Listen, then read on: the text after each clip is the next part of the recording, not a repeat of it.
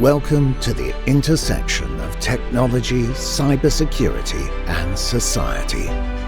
Welcome to ITSPmagazine.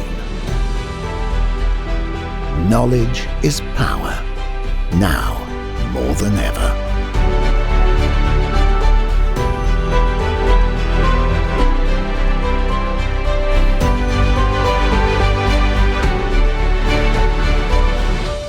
Hello everybody, this is another episode of our coverage of CES 2024. I believe this marks the last one of the many that we had. And I have to say we had some fantastic conversation today. Sean, co-founder and the cybersecurity podcast Redefining Cybersecurity on ITSPmagazine is joining me. It's a great conversation. We've been looking forward to this because we have Dr. Dimitri Kusnezov, I hope I didn't butcher the name, which is the Undersecretary, Department of Homeland Security, and he is responsible for many things among science, technology, first response. But the most important thing for us right now is that he had a panel at CES 2024, so we're doing this, let's say, recap that is not only about the panel, but the overview and what is so there in this place, which I like to say is where you foresee and see the future. So it's not just gadget, it's society, it's everything that regards our country and the world in general. So, Sean, you ready for this conversation? I am. I feel like we're about to go on perhaps a psychedelic Beatles song, Revolution number 9. I don't know. Maybe we won't get to number 9, but I think we'll aim for 5. How's that? Yeah, and I'm curious about that one. I'm up to 4. I have the 4th album, and the 5th, we'll see what it is about. I think it's about AI or something like that. But you know what? Enough of me and Sean blabbing. Dr. Dimitri, welcome to the show. We're so glad to have you. No, great to be part of the conversation. Oh, this is great. So a little introduction about yourself and then what is your role? And then we'll dive into your experience at CES. So I'm a theoretical physicist that found his way into government, and I've been in government in different roles, and most recently now in Department of Homeland Security, which I understood from the outside, but it is such a remarkable mission. It's just hard to comprehend, the vastness of the roles and what people rely on for the department to do is staggering. And kind of when you map that onto the exploding world of technology and innovation, what it means on the positive side and on the negative side, it is just a world in churn. And just a remarkable moment in time to be in such a place, which is a largely an operational law enforcement place where you're trying to do science and where you're trying to push technology. So it's just a fascinating interface and clashes of cultures, needs, timelines, and demands. And laws and policies and all kinds of other fun stuff. Anything you can think of, just to make it even more interesting through DHS. Exactly. The stuff under the hood here includes, Secret Service and Coast Guard and FEMA and TSA and ICE and Customs and Border Protection and countering weapons of mass destruction. And others that I have missed in our acronym soup, but many of these operational components that span the globe, we interact with more people than any other agency every single day, millions of people, and so we're there doing things, and it's just a remarkable place operationally. Yeah, I was reading a couple of the articles that were published, I think, by you, and I was thinking I would love to talk about all of this, but I don't think we have 24 hours to have this conversation, so we'll have to focus on something. But what it really stood up for me, it's kind of like what you said, the level of complexity and also the fact that it's a constant change. And I think that that's probably the beautiful thing, but also the biggest challenge to stay on top of all of this. Yeah, I would agree. You know, what's on my mind and what I came in thinking was how to be more prepared. What does preparedness mean in the world today? And I kind of view the world in a simple way. Rightly or wrongly, you know, I won't you know, tell you I'm right, but I will simply kind of define how I view the world, and that's what defines where I spend time. You know, I look at it in this way. If you believe that the world of tomorrow is an extension of where we were yesterday, you know, that the world is somehow linear, then the model we have for dealing with borders, for immigration, with drug interdictions, child exploitation, you know, pick your problem that we have. When we have multiple hurricanes and fires and floods, you know, the typical approach we have is to throw people at it. You know, we surge, we need manpower in immediate ways because there is a strong demand signal to help our citizens. And so we push people to the problem. And that's really the only instrument we have. And if you think that, again, the world is linear, then, you know, we can accommodate the variations that might come with, you know, a fire in Maui, a flood in Southern California, followed by a hurricane in Florida in a narrow amount of time, by just pushing people. And then we relax back to a status quo, which we're comfortable with. Our risk models are reasonable. In this model, you know, we surge at airports during the holidays, but cargo and traffic kind of abate afterwards. And so we don't have to think differently than expecting vendors to improve their products, few percent a year, better throughput. You know, that'll kind of meet the need of the changes we see. But if you think the world is nonlinear, that tomorrow is perhaps not captured by what we experienced yesterday, then I would say we have to step back and reflect and say, how can we be more prepared for things that could happen that we can't anticipate because it's not a linear world.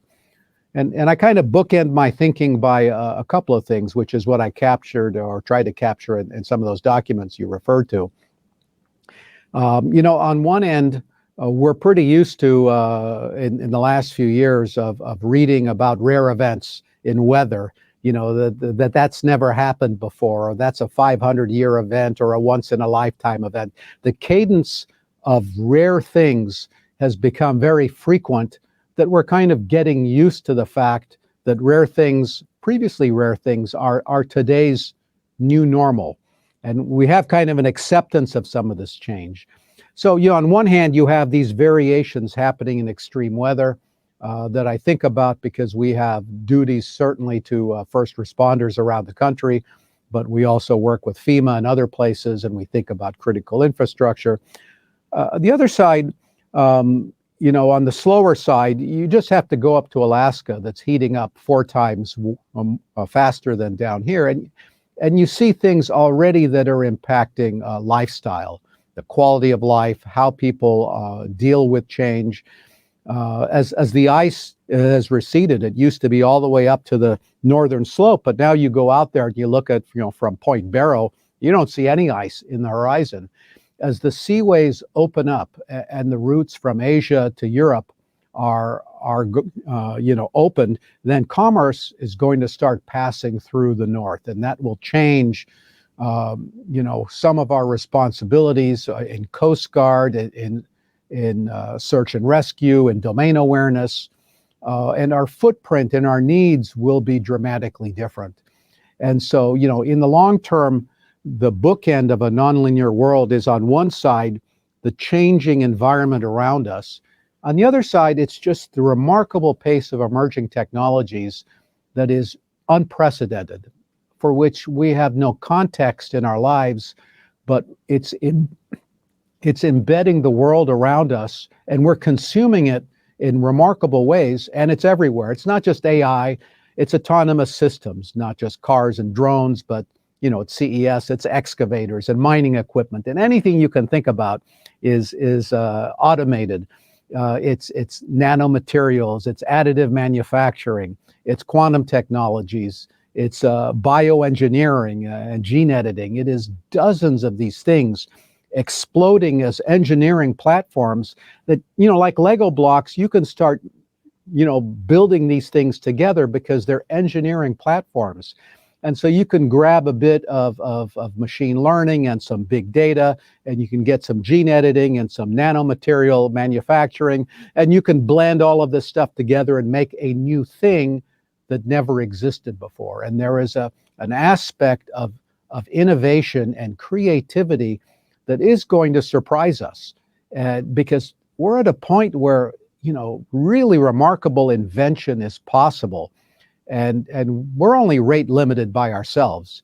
And as I put on my Homeland Security hat on, I think, well, what does this mean for us? One, are there any force multipliers we should be dealing with to address a changing world, to be more responsive and prepared for change?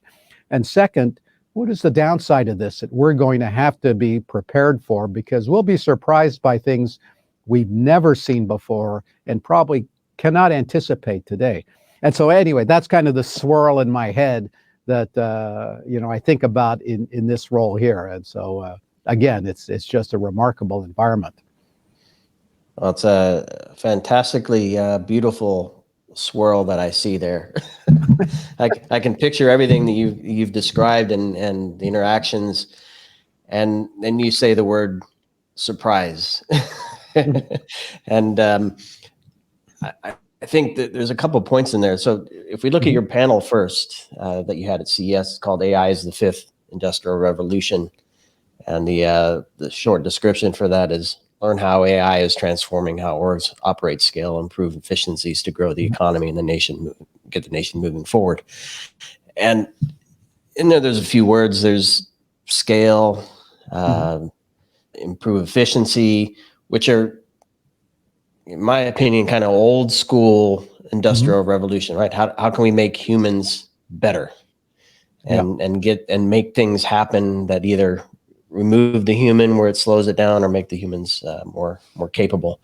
And I can see that in terms of AI, but then you say this word surprise, where I think we have, and across all of CES, I think we see a lot of technologies that will allow us to do things that weren't possible. Not just not possible for humans, but weren't possible. Right? Yeah. So any thoughts on that from the things you saw, the conversations you had during the Well, I only spent a couple of days there. I only had one day and part of a day to walk the floor, which I think was several miles of walking. I know a person I was with was tracking his steps. And so, he had 15,000 or 20,000 steps just for a small bit of time. There were almost 5,000 companies there, and I was asked a number of times, what is it that struck you the most? What did you see that was interesting?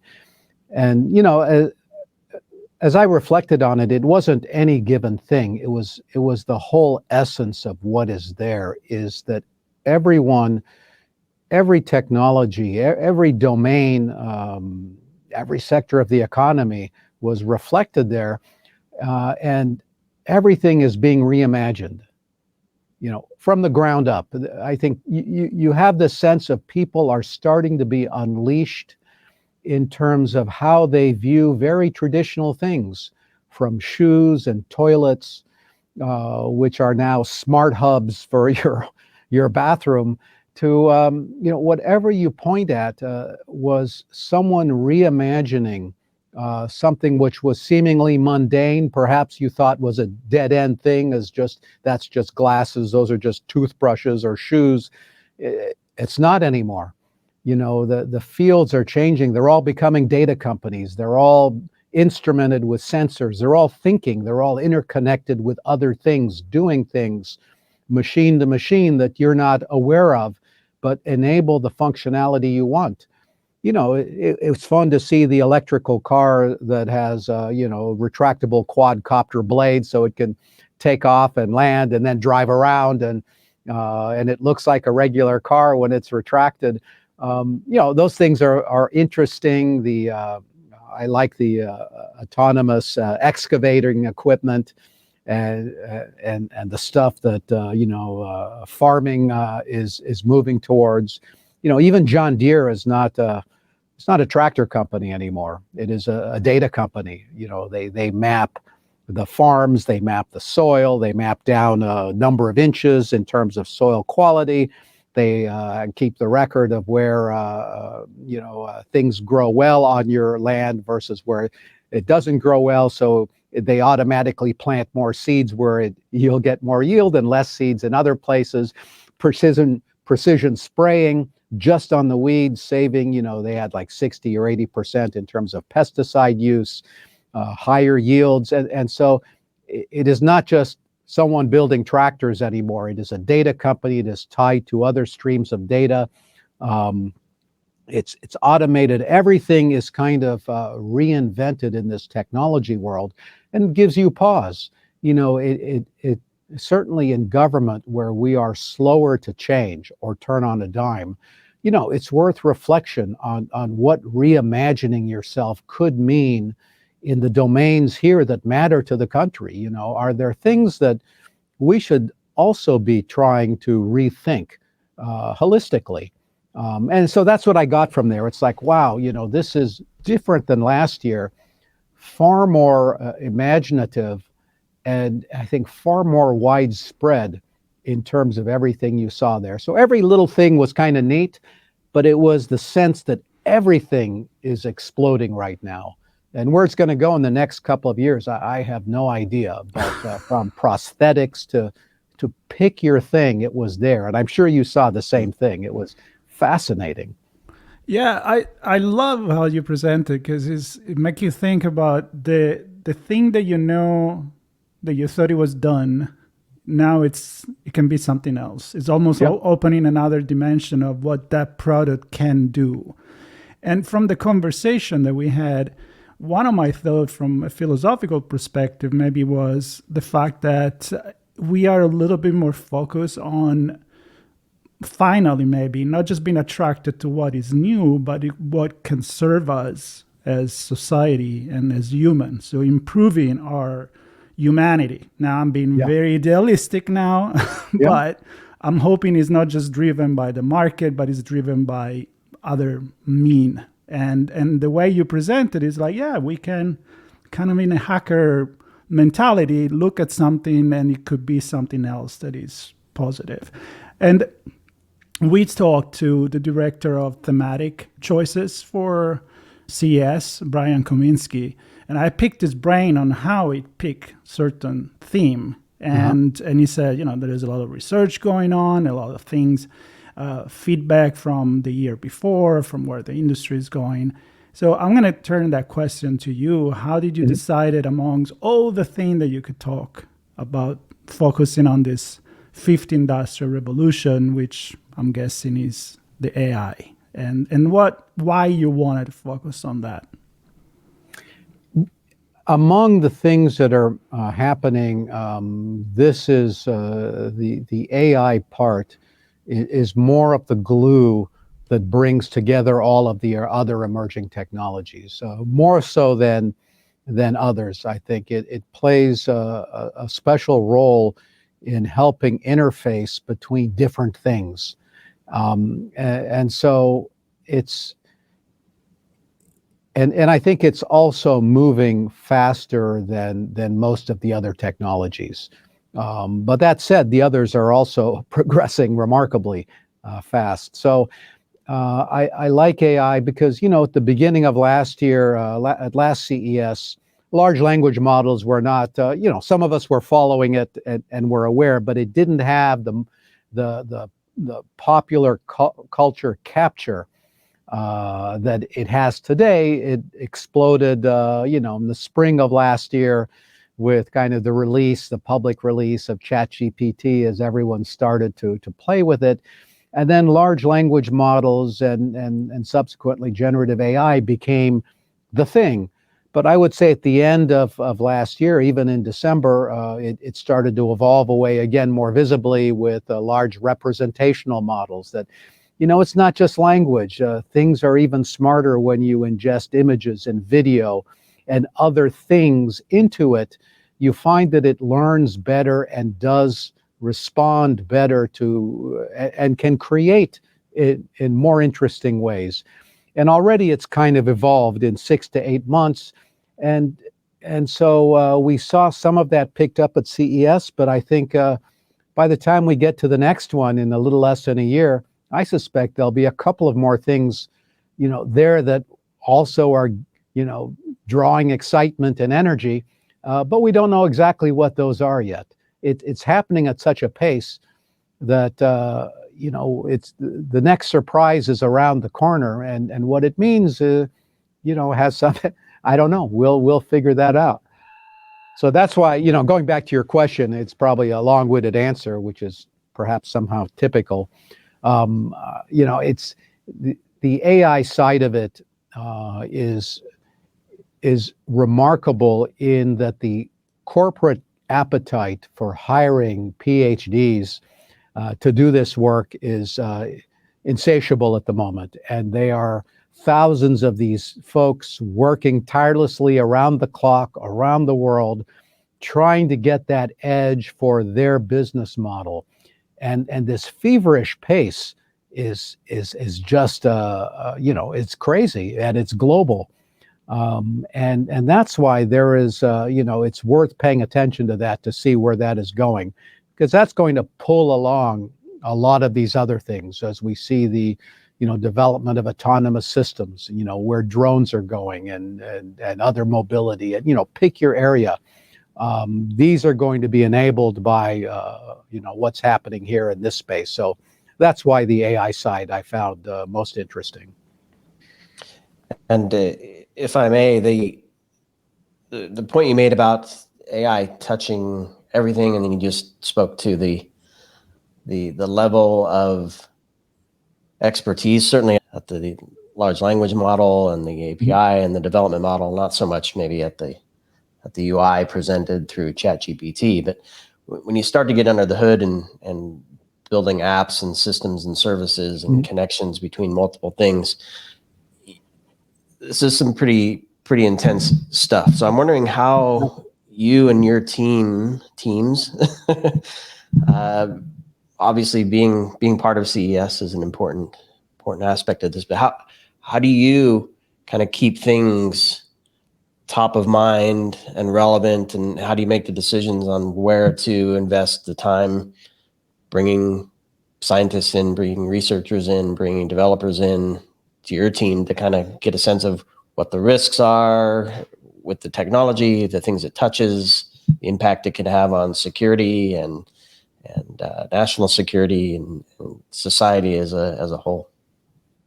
Yeah, there are different sides of that, and that's a great question. On one side, we have a responsibility to all of our operations here at DHS for S&T to help with today's needs. And so there are a lot of places there where injection of technologies and where we invest our money is strongly aligned with the demand signal we get from all of the operational sides of DHS. And so that is more of the role of AI in the way you framed it earlier, in kind of amplifying how we do business today, making things more efficient, making things faster, same kind of thinking, just further enabled and perhaps force multiplied in some way by relieving the burden on people in doing what they're already doing through more conventional means. The second role that we have that I think about a lot is what is beyond the horizon, what is coming. What is it that may be inconsistent with the way we approach problems today? What are the things where our solutions that we employ today are not scalable to a future that could be dissimilar from today? And that's a different problem. That we have a little more latitude to be creative and try and understand what can you make from all of the different innovation pathways, the pockets of smart people doing things just about everywhere? What can you piece together to do that could change the way you understand risk, to change the way we operate in a way that would make us more versatile to things we might have to worry about in the future? And so those two, one is longer term, the other is we need to meet the needs today and tomorrow. And those two don't always intersect immediately. But at some point, if we're thinking straight about the future, then they should. And I'm going to get in on a little bit more philosophical on this, because there is a reason why one of my shows is called Redefining Society, and Sean's show is called Redefining Cybersecurity. We went with the word redefining because you need to shift the paradigm. You need to shift the culture. Great. And I'm following pretty much what you're saying. And I can see a little bit of resistance, usually towards what is new and scary and unknown. And that's what we're kind of seeing for AI right now. So the role of education and the role of government, different part of the government, and the role of us as media that we can have into presenting these and facilitate maybe this cultural shift where people maybe realize that when big changes come, digital revolution, industrial revolution, it's not that the job disappear, the job kind of reshuffle, there is new opportunities. So how can we as a society have some kind of a new social contract and understand that there's not a final point where we can stop and say, hey, we have arrived. We are in motion, and I would love your opinion on this. I don't know. Okay, that's done. Because it's I don't know, because I say it in the following sense. I don't understand the world of my grandkids. I don't have a context for their worldview. They're growing up in a world right now where, all this technology started at day one. The ability to edit your personal history by erasing people in images you don't like, putting yourself somewhere else, to do revisionist history of your own life's trajectory is baked in to how we sell products to the kids today. And so their world is not rooted in trusted sources or authorities of facts.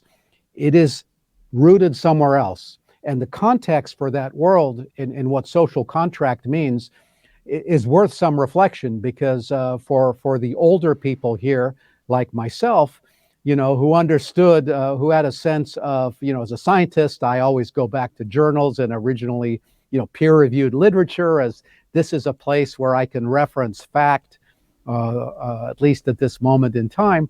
There isn't such a place anymore for a lot of stuff.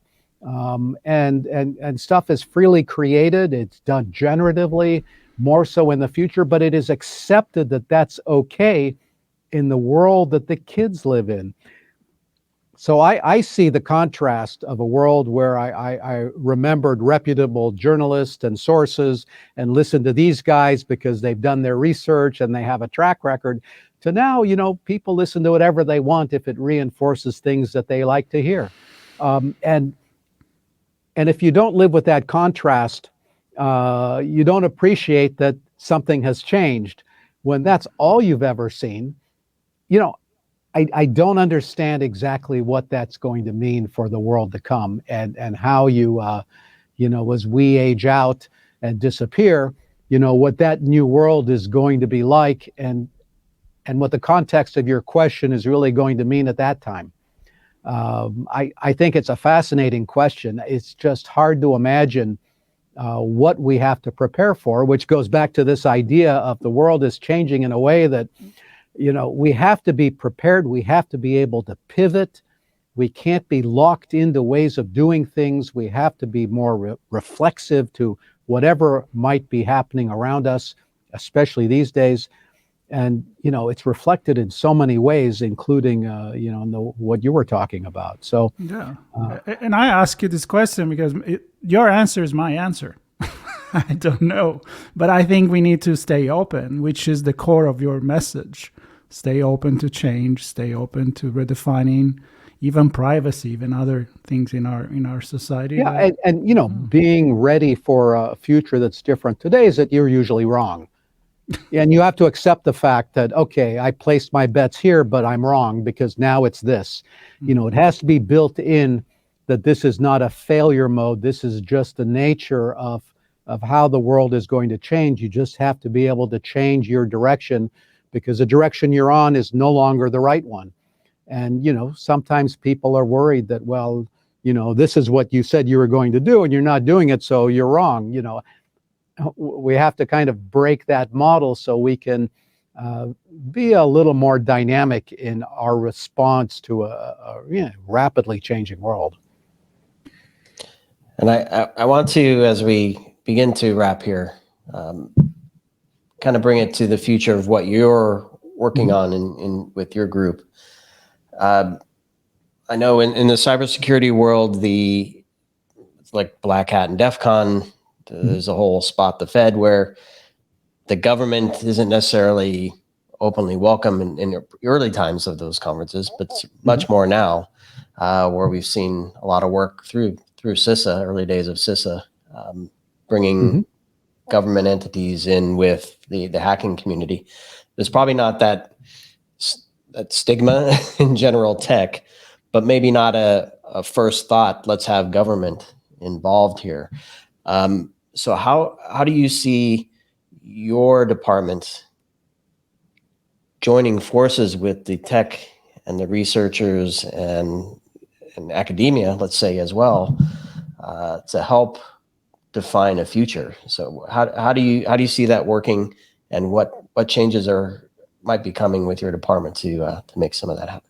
Yeah, we have to be far more flexible with how we work with private sector, how we engage universities, because the knowledge space out there is vast, and it's hard to comprehend all the things you don't know. And there are a lot of them. And the only way you can try and figure out and find your way is to spend a lot of time talking with people. DHS is a boutique operation in terms of technology needs. We have special things that we need for airports and ports of entry and screening cargo, and communications on Coast Guard cutters. And the product line that we need isn't measured in the millions or billions of units of any given technology. And so we have to partner with companies in more creative ways, because our needs alone won't sustain the ecosystems. And so, that's something on my mind. How do we partner? How do we find companies that aren't just sitting on their hands waiting for the right RFP to come out for us to say, please, can you solve this problem? Because I think we'll miss the mark in that the kinds of things we worry about are not just neatly aligned with product offerings that will be resonant with where commercial markets are pulling things these days. And so we have to find ways to have deeper conversations with companies who are willing to work with us to try and understand, what is your 5-year roadmap?